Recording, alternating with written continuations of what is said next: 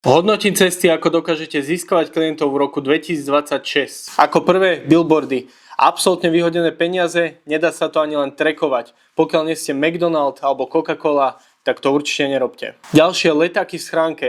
Väčšina ľudí to hodí do koša, ale pokiaľ máte staršiu klientelu, tak to môže byť celkom OK, takže Cčko. Ďalej sponsoring. To isté ako billboardy. Tiež sú to vyhodené peniaze, nie je to možno dobre pre vaše ego, že sponzorujete svoj obľúbený tím. Odporúčanie klientov. Toto by som zaradil do Ačka, pretože nechávate hovoriť svojich klientov svoju robotu, takže určite Ačko. Metareklamy.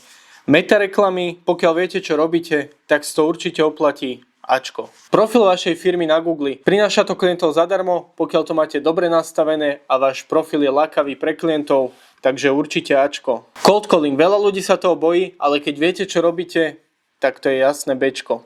A posledné je tvorba kontentu na sociálne siete. Toto je za mňa jasné Esko, pretože budujete dôveru s tým klientom, ukazujete mu svoju prácu a ukazujete, že ste profesionáli.